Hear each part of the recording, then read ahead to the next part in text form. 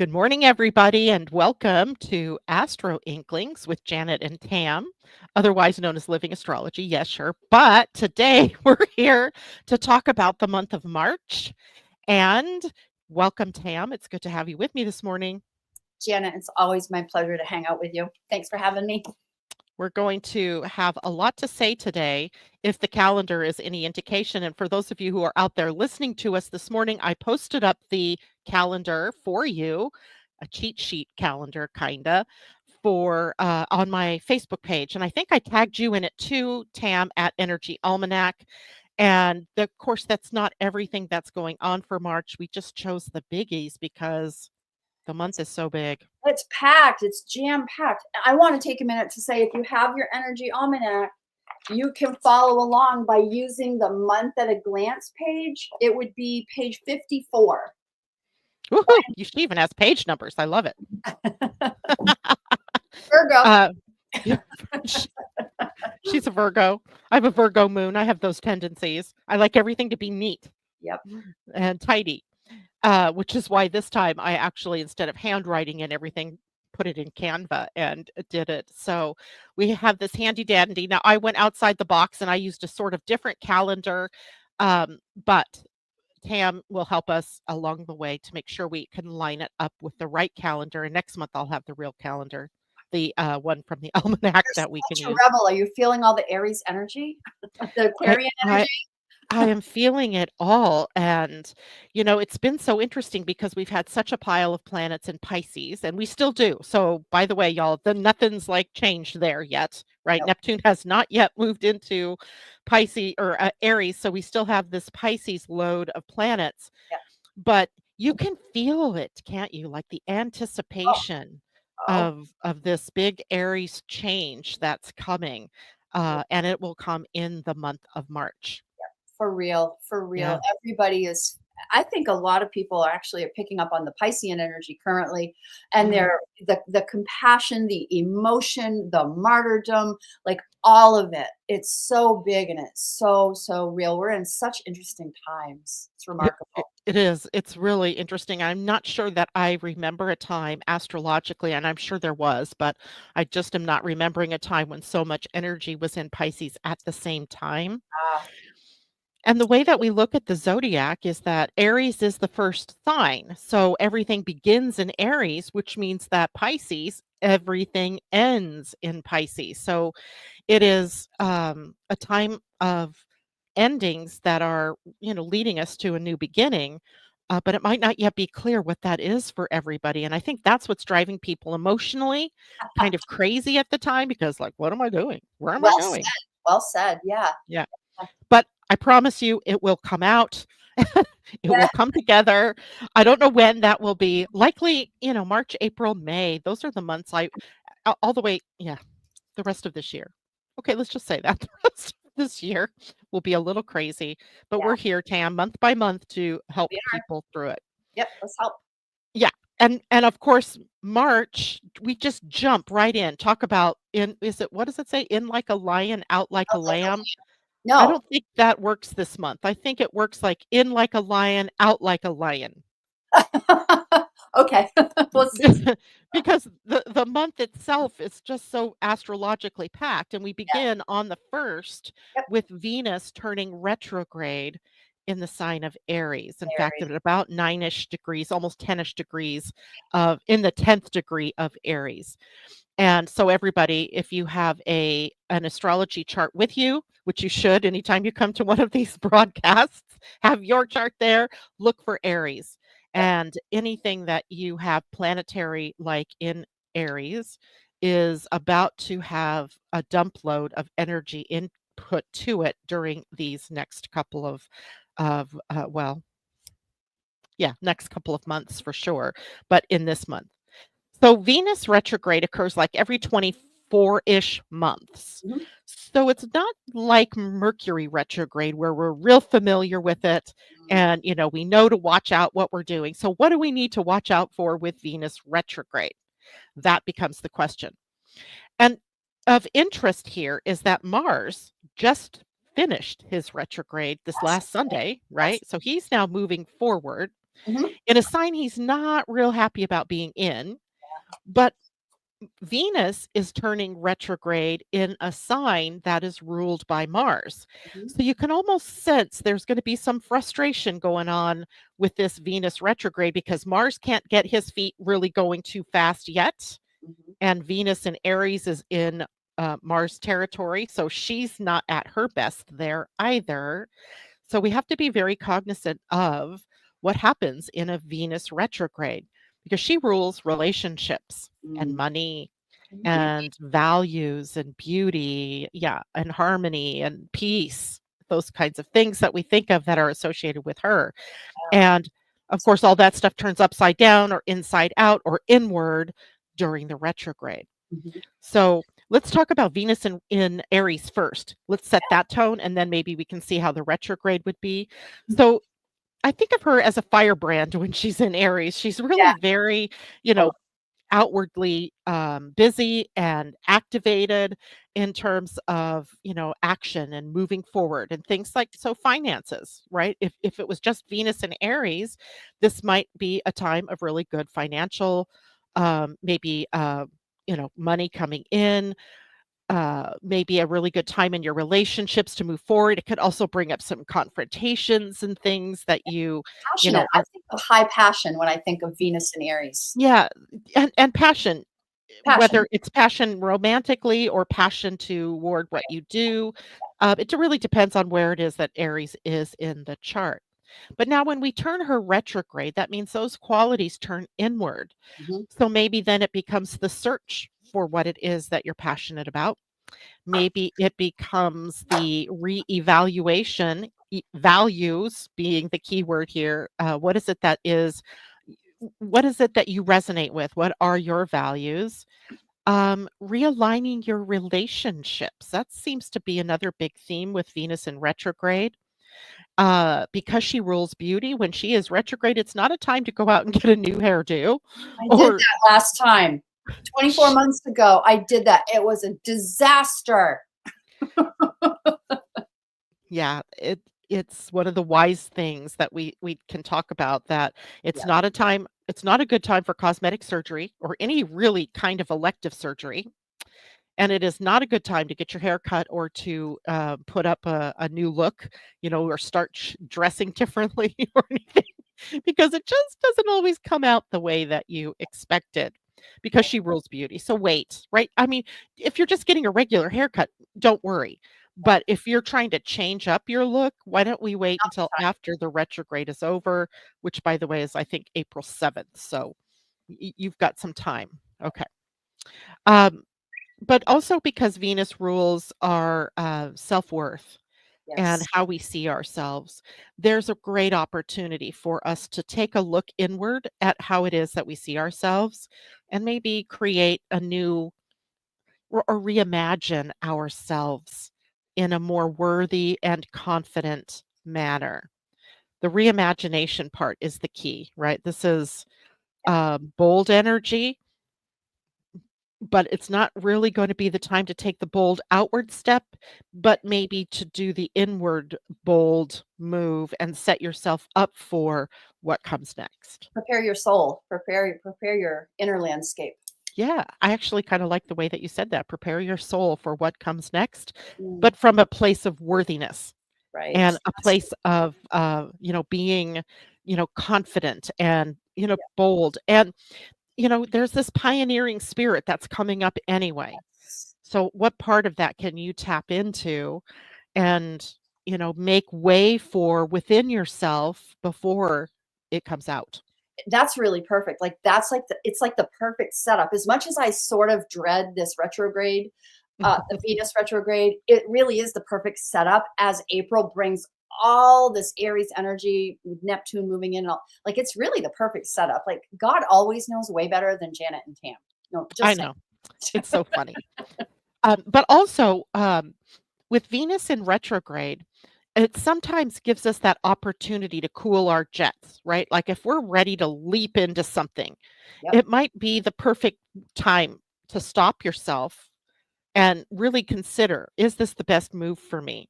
Mhm. And if you're a Libra or you're a Taurus or you have Venus in Libra or Taurus, you're going to be really impacted by this because those parts of your chart that Venus rules will be impacted, as well as I think the Aries part of your chart. I mean, obviously, because she's turning retrograde in Aries. And she is not spending her full time retrograde in Aries. She moves backwards to Pisces. So then she's moving back into territory where right now we have lots of planets sitting in about that 20-ish to 29 degrees. I think she's going back to 23.57 and 24 degrees, let's say. So it's a really interesting time and giving us an opportunity for closure in the Piscean part of that retrograde, and then readying ourselves for that next step with Venus in uh, Aries. So once again, for everybody who's like just sort of figuring out astrology, this is more for people who are like energy almanac readers. Look at your chart. Have your chart. Where is Aries? Which house is it in? This is likely where you're going to feel the impact of all of this. So find it in Mhm. your chart. Keep your chart pasted inside of your energy almanac. On your forehead. Yep. Know your chart. And it's interesting to note that this happens in the window of the new moon, which is, of Yes. course, tomorrow, or yeah, tomorrow, the 27th. Oh my gosh, tomorrow. Yep. And this is happening on March 1st. So, within those first 48 hours, it's a very powerful time with the new moon. So, dare to dream. Dare to reinvent yourself. Just don't take that outward action with it yet.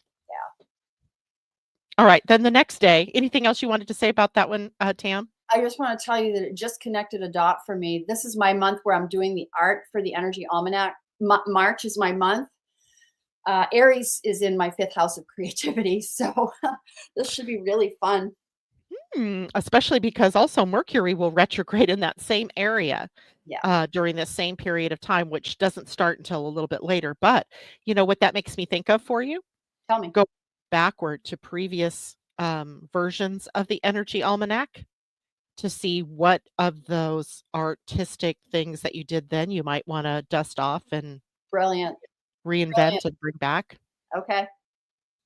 That's the way that I always look at a retrograde. Go back to see what needs to come forward, I and will. then I'm going yeah, to call out my old books. Thank you for that. We'll revisit that when we launch the almanac later in the fall. We'll revisit this time period. exactly right. So here we go into the 2nd of March. I have Mercury conjunct Neptune. Yes. I feel like that is the inner uh, intuitive that Yep. is speaking very loudly at this period of time. And they're both at 29 degrees during that period of time. 29 degrees is the culmination zone of that sign of Pisces. And then if you look at your calendar, the very next day, Mercury moves out of Pisces and into Aries. Mm-hmm. So it's like there's this inner voice, this inner messaging coming in, and then Mercury takes it out into Aries, which is your next step. I'm getting chill bumps. Yeah, Woo! exactly. It's like the big vision comes, and then you can take action on it starting the next day, or maybe put the plan to paper or something. Yeah. Exactly. Yeah. Yeah, or, I don't know about you, but I like to do mind maps, right? So Oh, there are times yes, that I'm just, absolutely. mapping. It's a way to allow creativity to flow, without having to be so left brain, let's make it all organized. So I think this is a really good call from your inner self. Again, your soul calling you up saying, "Hey, what you doing? Are you on path? This is where you need to go. This is where your heart is." So listening to your inner voice and your intuition as it brings closure as far as Mercury and almost as far as Neptune is concerned to your Piscean journey. So again, if you have your chart, you're looking at Pisces in the chart and taking a look at where is it that you're getting the call? Where's spirit calling you? And I'm trying to think like where this is in my 9th house of my chart, the higher self, right? Publishing self, ooh, Publishing self. Yeah. beliefs and all of that. So wherever it is in your own chart, though, this is where you're getting that intuitive nudge, and it might even be more like a push. Wow. Well, right? yeah, with the lower mind and the higher mind involved, yeah, right? Mhm. The spiritual mind, the logical mind, they're coming together, Yeah, and in that blending, you become whole. It's almost a yeah, wholeness kind of right. thing I there. gave it a green day. I actually marked it in my calendar with green. Nice. Yeah. I think it is a very green day. Green as in it is a good day to really ask the deeper questions of yourself if you have not asked them yet. And if you have been asking them, then sit in meditation or sit quietly in order to get that information, right? To tap Mm, in. So, absolutely. yeah. And then on the 3rd, Mercury moves into Aries. Right now, he's preparing for his retrograde in the same sign and piggybacking with Venus here. And Mercury in Aries is a go getter. Words become faster, bolder, more flamboyant, more passionate. Yeah. Um, I think of Mercury in Aries as the great orators, right? Yeah. The ones that would stand up and say Right. the best things, right? And they were bold and they didn't care, if they were treading on thin water or thin ice. They would just say what need to be said. Yes. And Mercury in Aries is a firebrand, but also idealistic somewhat and also very passionate. Mhm. Passion, passion, passion. Love it. Yeah. So again, those 2 signs in your chart are very highly activated people. So, get familiar with them. In fact, let me show you here a picture of what Aries looks like. Oop, Wow. gotta Wow, flip- wow. there we go. That's what Aries looks like. This is the this is the astrological new year. So this is for later in the month of March, but that's what the Aries symbol looks like. And then Pisces is just to its left. And you can see how many planets are sitting there, right? It's very activated. So if you didn't recognize that symbol in your chart, name it Aries and name the other one Pisces. Okay. So that you have an idea of where this is happening. And then find out what the house means for yourself, right? Mm, There good are a lot work. of places out there for that. Let's see. Do we have any questions? Good morning, Lo. Good morning, Asa. Good morning, Christine. Good morning to Julie. And Amy D says, I have Sun in Aries, ninth house. So this will hopefully be productive in my transformation. This tracks with how I'm feeling. Woo! Nice. Right. Now, what you want to look at then, all of us actually, this just occurred to me because I just did this with Mars moving direct and how it was moving direct, but in Cancer and then moving into Leo. So I was tracking it for people. Well, this is the same thing, y'all, because it's been in the XYZ house in Pisces, and now that energy is shifting to this neighboring house in Mm, Aries. So you have a storyline that is going on here. mm. Right? What's the storyline been? What's that story that's been going on in your life with Pisces in the house that you have it in? And how is that going to look as you move it forward into the sign of Aries? Ooh. Could be huge, right? Uh, And go ahead, hun. well, look at Catherine. She's saying she's an Aries North Node. And me, Hmm. I have that as well. I'm an Aries North Node. So, So it's my youngest daughter. She is an Aries North Node, a lot of right? Aries energy. This is crazy. Right. So anything that you have in the sign of Aries already is going to get triggered through the next several months to years as depending on what degree it's in and what planet it is that's coming through there. And this is where you're being asked to be bold, to step out of the shadows and really lay claim to your passion, to your joy, and to whatever else it is bold and exciting in your life. All right.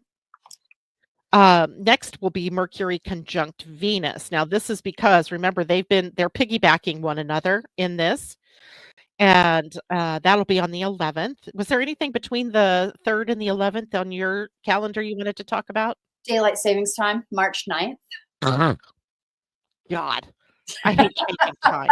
Oh, I heard that they have like put that through Congress this time. I don't know if that's true or not, but they put it mm, to the Senate and they're getting ready to vote on it. I hope it's the last time, but March 9th, everybody change your clocks. change your Spring clock. ahead. Spring ahead an hour.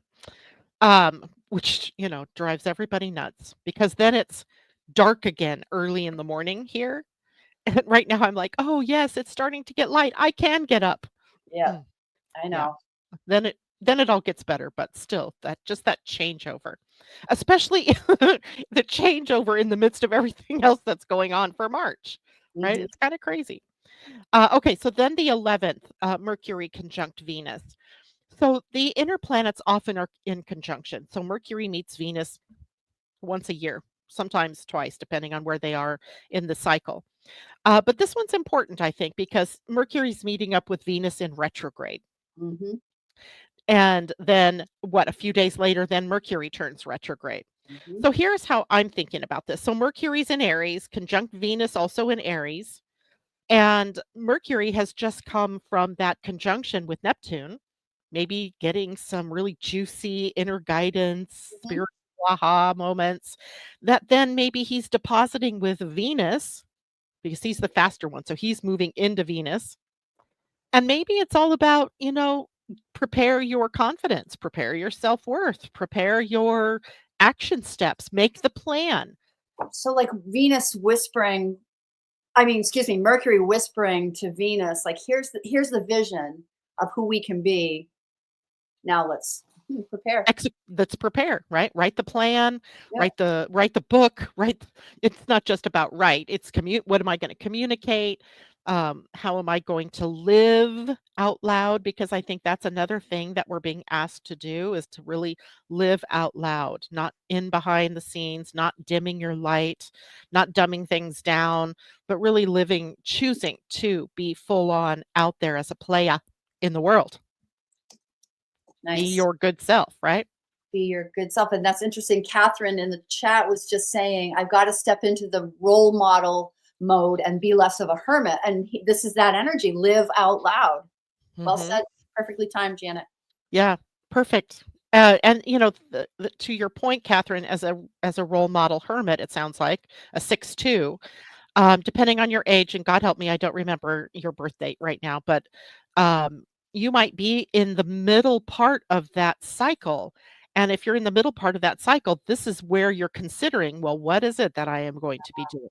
And then when you hit that 50 to 52-year-old mark, you jump out, or we say you come down off the roof, and you really institute the role model in the world, right? Maybe not even purposefully saying, I'm a role model. You're just naturally drawn to share your gifts and your talents in a way that helps other people through mentoring, coaching, counseling, that kind of thing, sharing, teaching, all of that. So it's a happening for all of us. Hmm.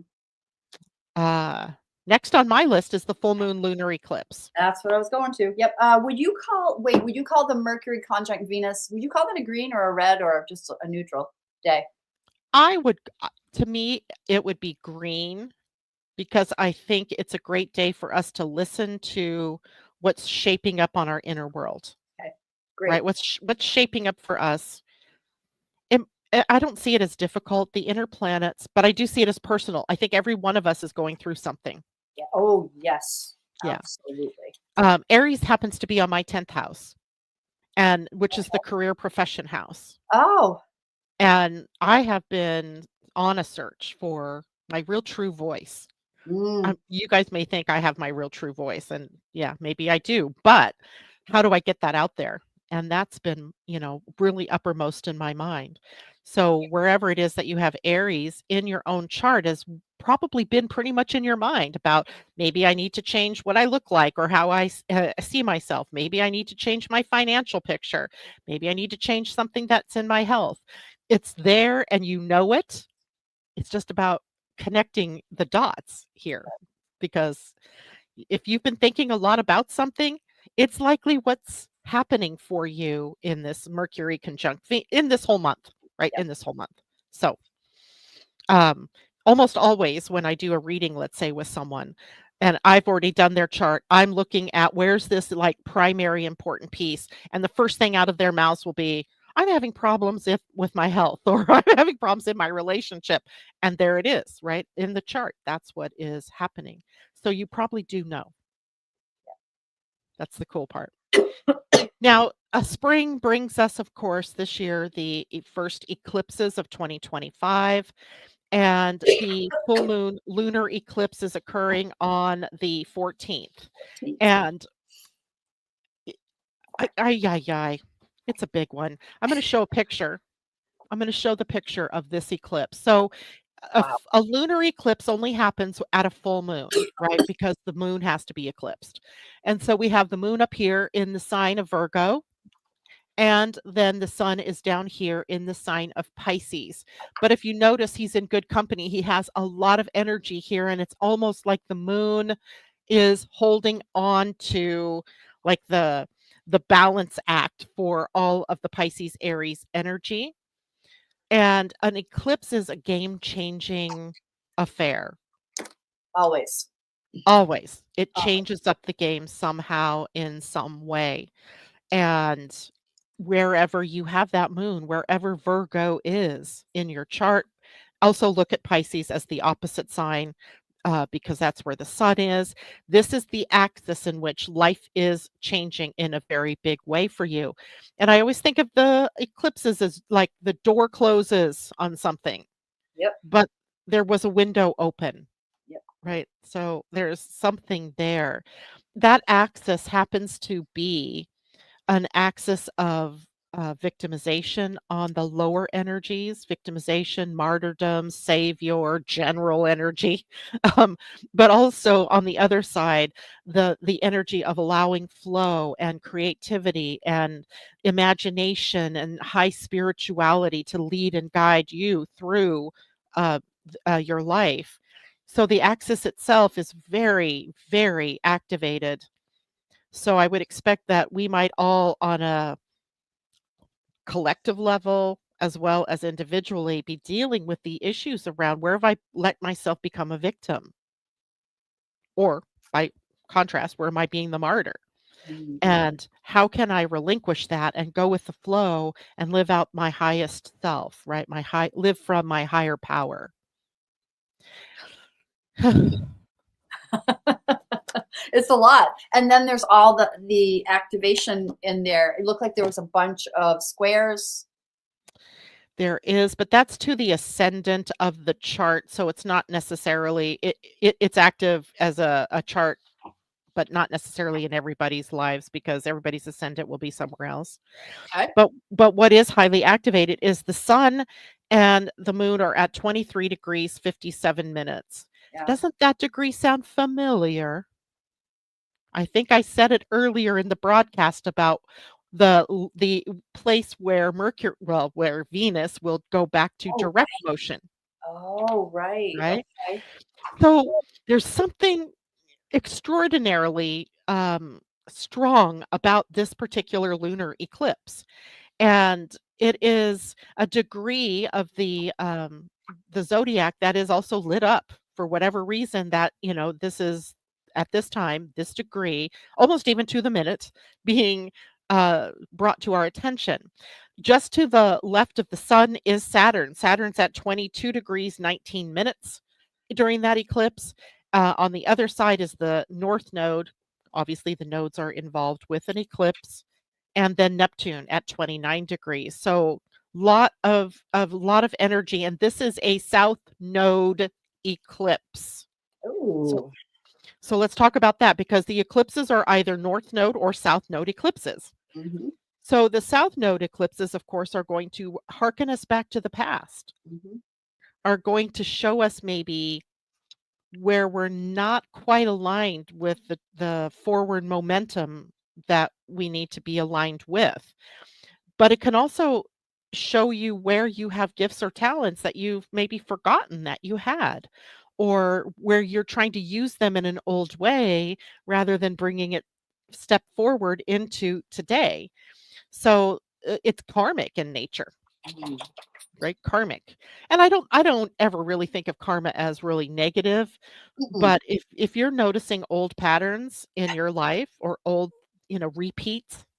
repeats are happening, that is the call for you to release all of this during this particular eclipse, right? It's a full moon, so it's a culmination, it's a releasing, it's a letting go of, right? So everybody, take a look at your chart. Where do you have that moon opposing the sun? And just look at everything that's around it. If this was a person, This would be occurring across the 10th and the 4th house. That's So me. yep. So work, home, life balance, Mm-hmm. right? Yep. So having to maybe, be more engaged in balancing, how much time spent at work. And I know, oh my God, it's hard this time of year for you because there's so much going on. But you also have to balance that with home and family and your roots and your foundation. And of course, you're always needing to balance those two ends of the eclipses of anything that's in opposition to one another. But you're almost feeling torn in two different directions, Mm-hmm. right? The Oh, moon, go ahead. the moon rules the fourth house of the Yes. natural Right. chart. Right. Yep. So she's placed in the 10th house in this particular chart, obviously in your chart then as well, and pulling you more toward home and to balancing of that home and work or working from home. Oh, there's that. I want to remind everybody that I'm typing to JLo. The eclipse is on the 14th. I'm reminding everybody that the magic or the door or the opportunity isn't going to happen on the 14th necessarily. This could take a few weeks for this to play out. So just be aware. It's playing out already. Right. It could be. Truly, it can be playing out right now. That's the truth of it. So be mindful, like when you see that. I get calls all the time. Oh, this terrible thing happened to me, and it's always around an eclipse. And I'm always like, but hey, what's the opportunity that's about to present itself? One door closes, one door opens. So just be mindful of that. Like change Yep. is good. Change is scary and hard, sure, but it's good, and it won't happen necessarily on the 14th. No, it can happen anytime around it. And actually, the eclipses are activated until the next eclipse of Right, that same and there's series, right? that. Yeah. That won't be until September. So the next lunar eclipse is, I think, September 21st. Yes. So, Yep. it's something that may have a crisis moment attached to it or something big that goes on in the beginning that then takes some time to settle and get clarity around. But doesn't necessarily mean it could be something super exciting too. It Yeah. doesn't have to be, you know, dire. It really goes to how much resistance we put up about change in our lives. Absolutely. Yeah. Um, Love it. the very next day, Mercury turns retrograde, Yep. and that he retrogrades in the sign of Aries, just Yeah. as Venus did, and he moves backwards toward Pisces. Mhm. And literally, he retrogrades at like something like a half a minute of the same degree that Venus retrograded. And I don't recall that ever happening. I mean, Oh, it could wow. have, but I just don't recall ever a Venus Wow. retrograde at the same time as a Mercury retrograde. So that really tells you we're being retooled, rekeyed, reimagined, rebuilt. Uh, and because these are personal planets, they're not the outer planets that rekey and retool the collective. This is Wow. more personal. More and more this month is really the setup for what's to come. This really is. This is amazing. Like now I'm Yeah. kind of getting kind of excited about like this could be really it's going to be hard like doing this inner work of really looking at yourself and being willing to ask these questions is where all the work is. If more people can do this work. Wow. Yeah. It is a perfect setup. Yeah. If you're standing in a doorway, this is the time you get pushed through the doorway. Yeah. Or you choose to go on your own, right? You choose to move through it. And we all know what Mercury retrograde is all about, right? To having our communication, our transportation, our technology, quinkydinks. He is retrograding from Aries back to Pisces. So we have, maybe some missteps in our beginning of something, or the recognition that we need some more imagination energy, or we need some more planning energy, or some more communication around whatever it is that we want to be doing, or the direction that we want to go. And then of course he is pushing backward to Pisces, and Pisces will help you with that, getting that ideal Mhm. and reconnecting to the imaginative part of it. But again, Aries is a sign that demands action. Mhm. So at some point, all of that imagining, all of that planning has to come to what steps am I going to take? And that may not be in March. right? Right. Because both of them are still retrograde through the month. Totally. But when we get to April, you betcha it's going to be time. Right. Like, So, and I'm looking at like we're approaching spring equinox. And so mhm. planting seeds, right? So like it's like the vision piece is coming into play, and soon enough we'll be able to actually plant those early seeds. Yes. Yes, yes. And at the same time, don't fixate on limits. Don't fixate on what is there that seems like you can't break through. Right. Allow that, once Mercury and Venus both get back into Pisces, that imagination might be the breakthrough, right? That breakthrough moment is there for all of us. So don't limit yourself. Right? You might wanna focus, but don't limit, right? Don't make it that you can't be something or you can't do something, because then you'll waste all of this wonderful rekeyed, retooled, imagined energy, and have to start basically from scratch, right? You don't wanna have to do that. You don't wanna be drugged so far back that you, well, you know, that might be a good thing for some people, but if you're if you're wanting to make moves, don't plan to not make them, Mm. if that makes sense. Don't plan to not make them. Yeah. I'm thinking about I'm thinking about the darker side of Pisces, which can be martyrdom. And I'm going to use this word. It's not the most pleasant word, but laziness or lack of motivation that can happen around the Pisces energy. As a matter of fact, I have actually found myself laying around more than normal, and I'm. It's not like me to do that, but what do we think when Mercury retrogrades in Pisces? As far as the darker aspects of that, what are we watching for? Escapism, of course. Escapism, that would be the biggest one. Also, disillusionment, right? Falling, Disillusionment. you That's know the word. yeah, where the mind has got you thinking in a downward spiral, There we go. and then you start to feel depressed or you start to I love. feel like you're melancholic. And if you do start to feel that way, because you may, right? It's part of who we are to feel these things. Remember that that is also a part of the creative cycle. The Yes. creative cycle isn't always up here and happy, joy, joy, let's do God, this. no. Oh God. Sometimes it takes us into the guts, right? Where we're like, ugh.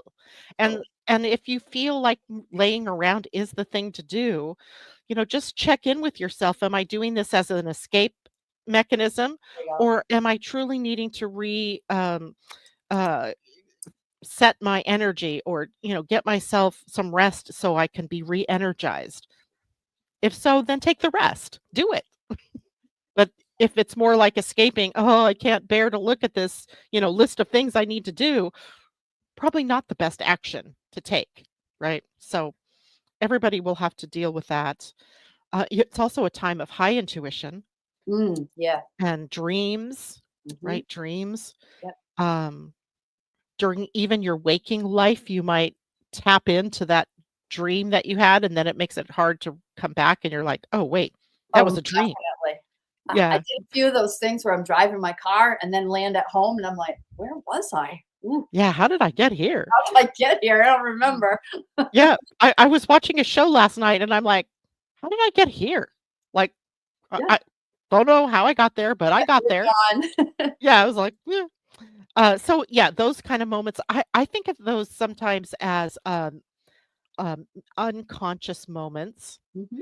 but in that unconsciousness, we're being, worked on by maybe our guides or our angels or spirit or I love whatever. that.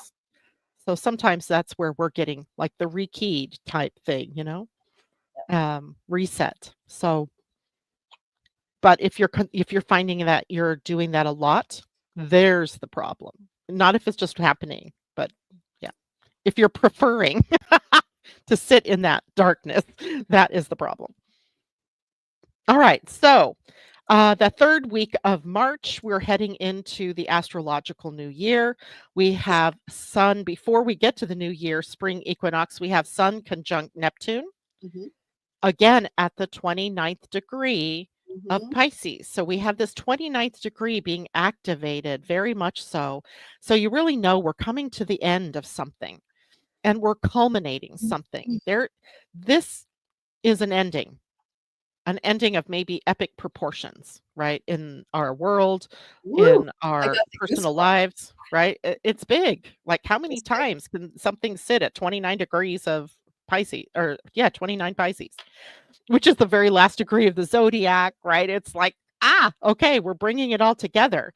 And the sun being the last point to conjunct Neptune here is, kind of telling the huge light of your purpose, of your core essence is coming to roost on the very highly spiritual point that Neptune is sitting at, the 29th degree of Pisces. So, I'm I mean, imagining a day of massive love, compassion, vision. I'm imagining that we are going to be so intuitive that day, like notebook in hand, capture everything because I'm excited about that day. I think it's going to be spectacular.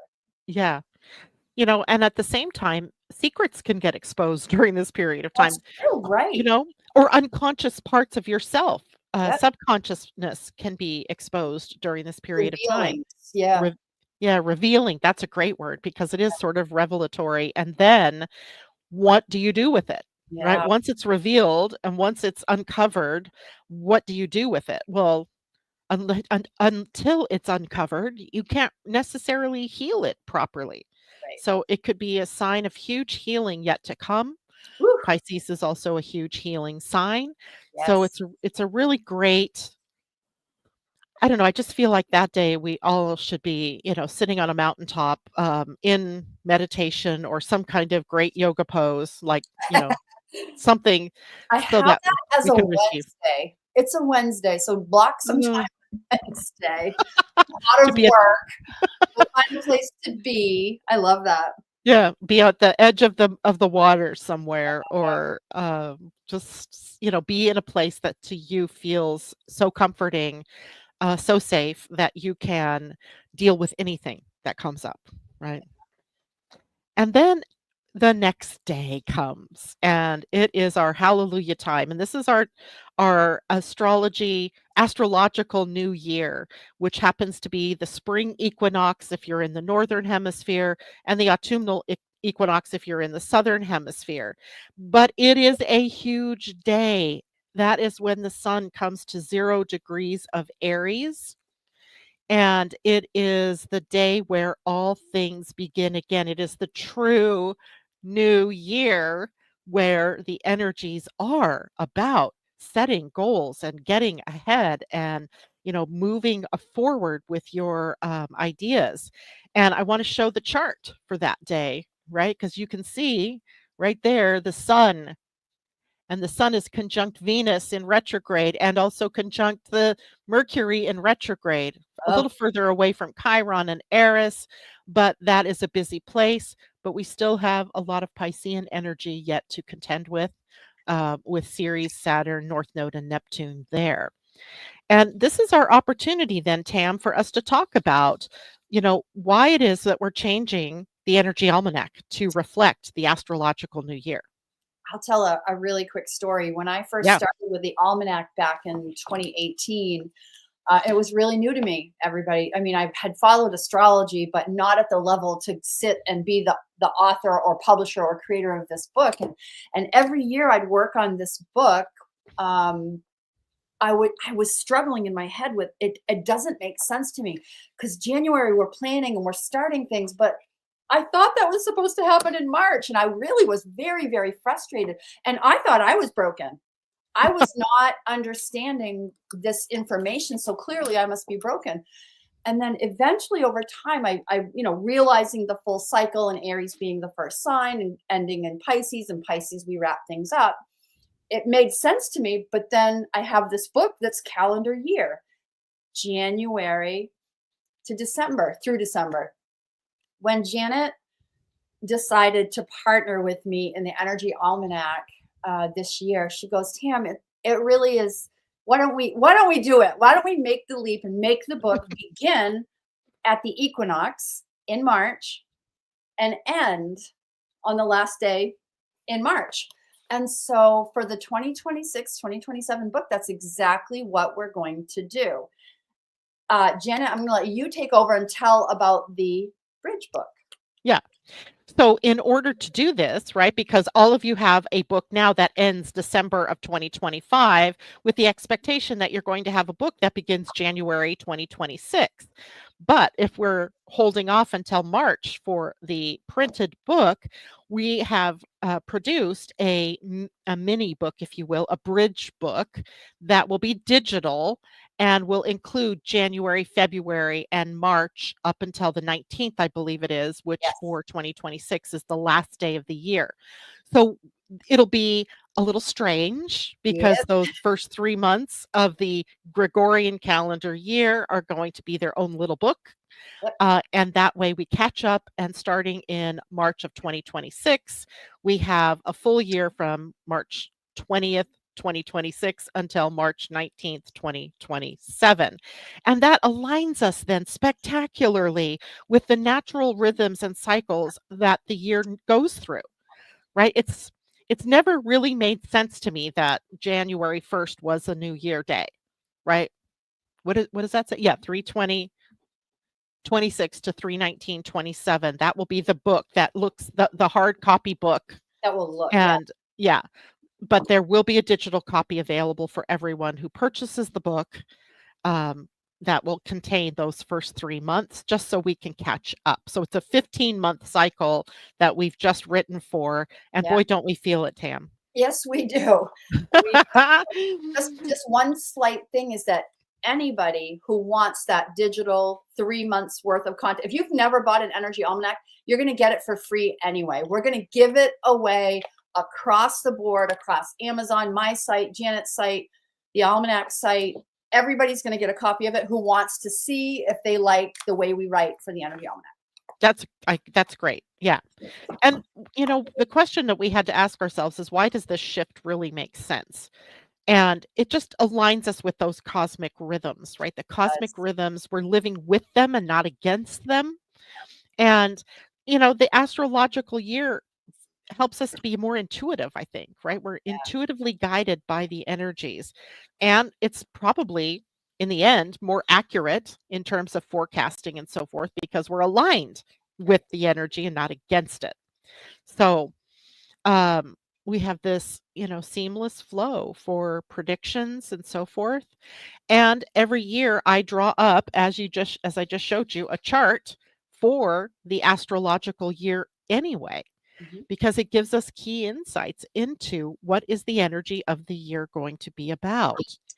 And literally, this could be its own class or its own I was broadcast. gonna ask you if you were going to do a podcast just about that date. Last Yeah, year I did pull that myself and enjoyed looking at that. I didn't know if is that something you're doing or not?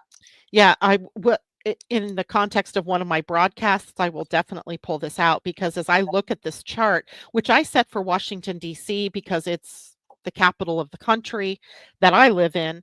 But we could set that chart for whatever country you're in, right? If you're in Canada or in Europe somewhere or Australia, we could set it for there and you can see how it might change. But the third house is the house where all of that Aries energy is for the Third house. USA Yep. and for in general, right? The general energy. Yeah. And that's a lot to do with communication and education and Right. the Ooh. media and how we, And there's um, retrogrades that day, so that's yeah. interesting. And Ooh. those retrogrades set the tone then for the year. Just like in your solar return, if you have a retrograde, that tone is there for the year.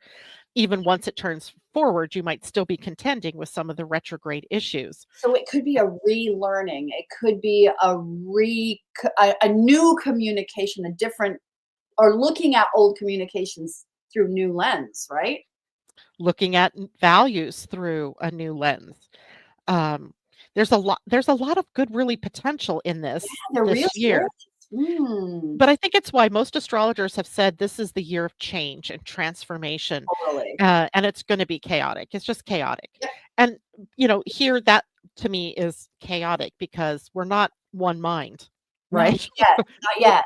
no, we're several billion minds around Yeah. the world, but in this country, 360 million minds. How do you get those to come on board? And not everybody's going to think the same way, which is partially the problem, but also dealing with truth versus falsehoods. Right. That's going to be a theme.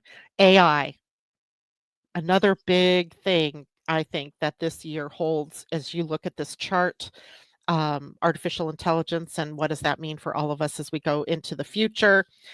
So we will delve into this much deeper because that was just a quick little, look over.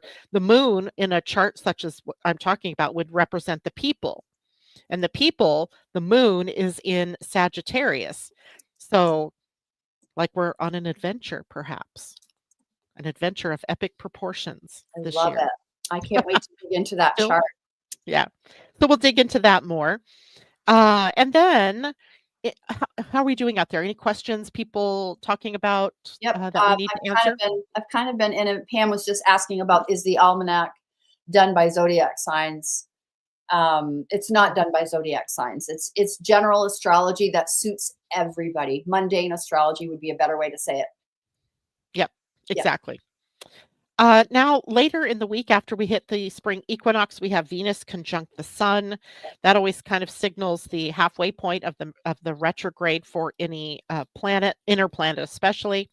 So Venus in retrograde conjunct the Sun tells us that there's another depositing of information going on, being highlighted, being brought to the surface, being, sort of spotlighted for all of us. And that would be in the Aries part of your chart, right? The very early degrees of Aries in your chart. So if you have planets in that early degrees, then look at the house that it's falling in, look at the planets that might be there. And this is where you're getting some new revelation, maybe some new energy and input from the sun about what to do with values, relationships, money, uh, and Beauty. harmony, Yep. beauty, all of Harmony. that in your life. Peace. Peace. Peace. Peace, peace, peace. And that happens to fall on the 22nd. Also, International Happiness Day. Side note. Love it. Also, my granddaughter and my son-in-law's birthdays. It's Yay. a big day. It is And a for them to have Venus conjunct the sun on their birthdays, that's pretty awesome. And then Mercury will do the same, yeah. conjunct the sun, but on the 24th. This Right. tells you how close Venus and Mercury have come to one another now at this point, right? Well, we already saw they had a conjunction, but they'll conjunct again, but on the way back. And Mercury conjunct the sun, same thing. This is the inferior conjunction. When Mercury is in retrograde and conjuncts the sun, it is the beginning of the new Mercury cycle with the sun. I know it's counterintuitive, but that's where it is. It starts there. And that is always the new beginning of the relationship between the Mercury, communication, mind, learning, teaching, media, all of that, transportation, with the bright light of the sun, showing us where are we going, what needs to be worked on, what are the thoughts around those things coming up on the 24th. And then the 27th, Yep. Venus retrograde backs into Pisces and it conjuncts Neptune at the 29th degree. Yeah. Again, right? Yeah. Neptune doesn't move very quickly. So that 29th degree, again, those lessons are being instilled. That voice of self-worth and confidence is being brought to bear. You're seeing yourself, hopefully, as the divine being that you are, the divinely human being that you are ready to, bust out of those old molds, those old tapes. It's an extraordinary month. And then when we get to the 29th, that is the next solar eclipse or the next eclipse, the solar eclipse. Mercury conjuncts Neptune that day, again at 29 degrees. Mercury moves into Aries right after that conjunction. And then, or yeah, and then the eclipse. So they're boom, boom, boom. It's a big day. Circle it. I would say it might be a red day. Or how do we have a red? What does red and green make? Murky Mud. mess, Mud. probably mud. It's mud. So It's, yeah, brown. we have a half and half kind of day where there might be some things that are frustrating, there might be some things that are difficult, but all in all, with a new moon solar eclipse, the new is being shown to you in your face. It is a partial solar eclipse. It's not a full-on total solar eclipse. So there is a little bit of wiggle room there. Some light is still shining. But what is it showing you? right? This is an eclipse that is, let me show you the chart for that one because I have that chart too somewhere here.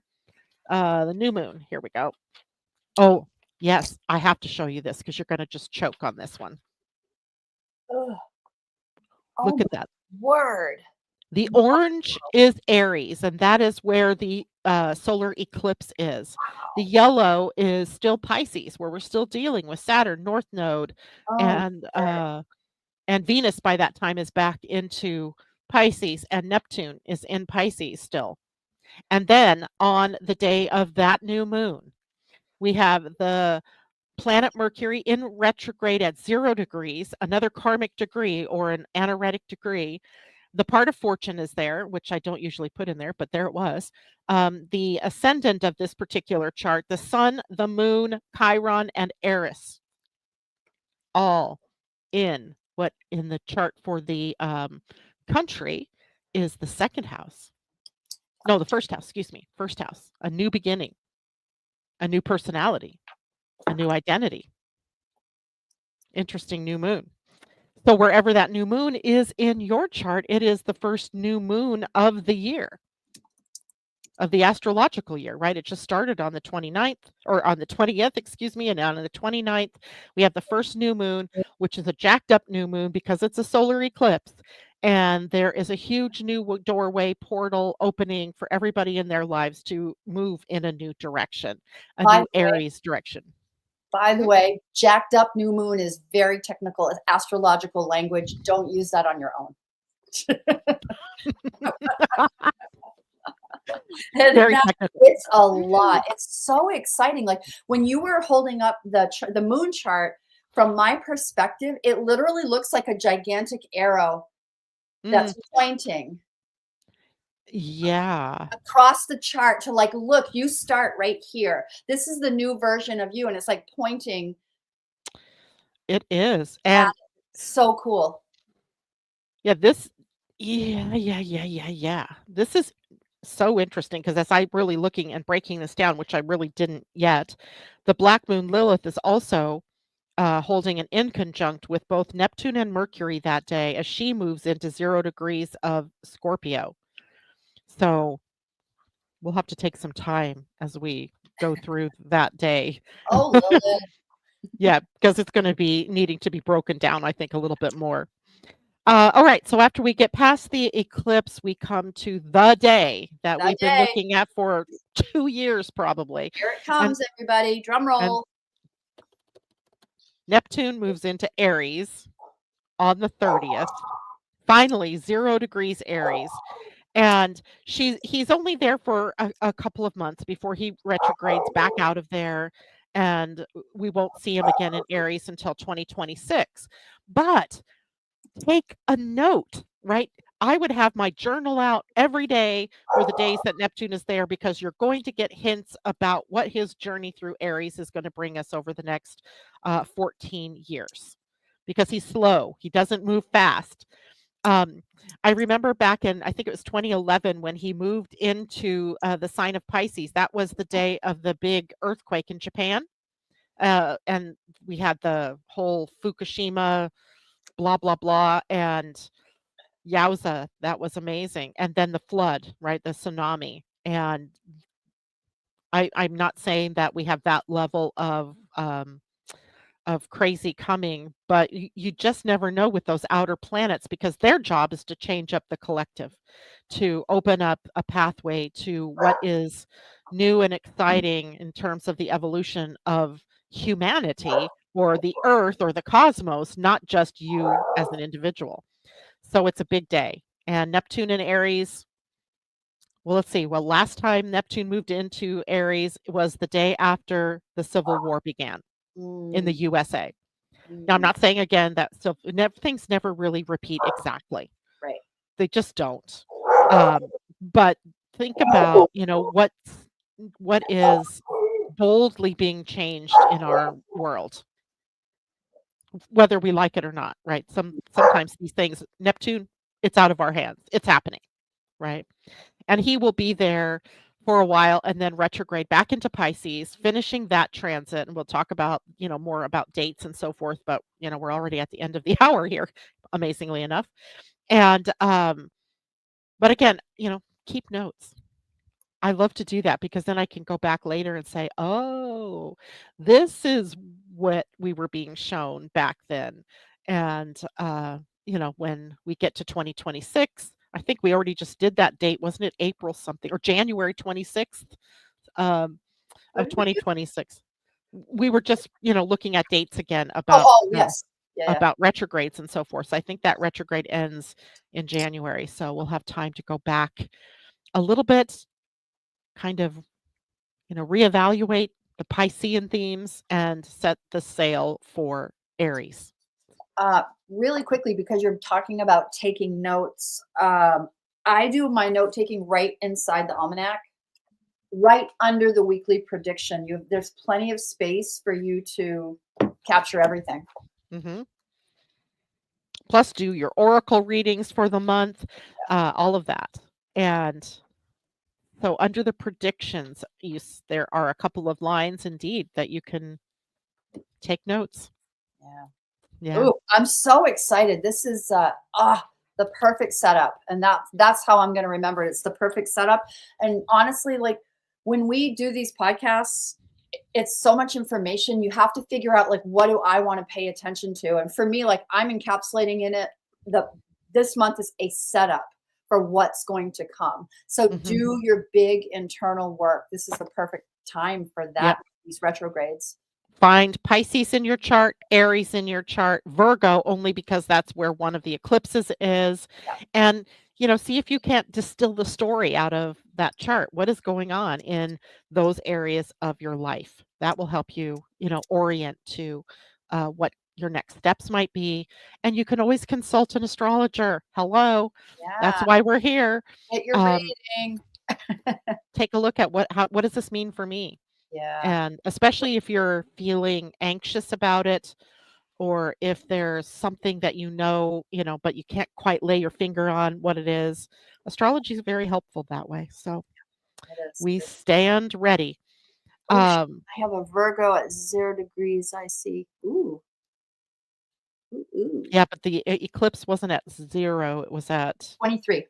23.57, kind of like where Venus and Mercury go direct again. So interesting life. Yeah. All right, guys, that is it for us today. Thank you so much for joining I have us. one announcement. Yes, I have go. one announcement to share. Hey, everyone, you are cordially invited tomorrow night, Thursday. That would be February 27th, the night of the moon, the big moon we have coming up. I'm going to run, lead, an EFT. Um, I don't want to call it a class. I'm not going to teach EFT. I am going to perform emotional Hmm. freedom technique tapping on the topic of betrayal. Um, After following a lot of social media stories, the pain in the collective is very real, and the topic that keeps coming up is betrayal by government, betrayal by family and friends who can't hear me. The tears and the rage and the sadness and it's big, and I decided that I would do my best to help and bring some healing into this. So at 7 p.m.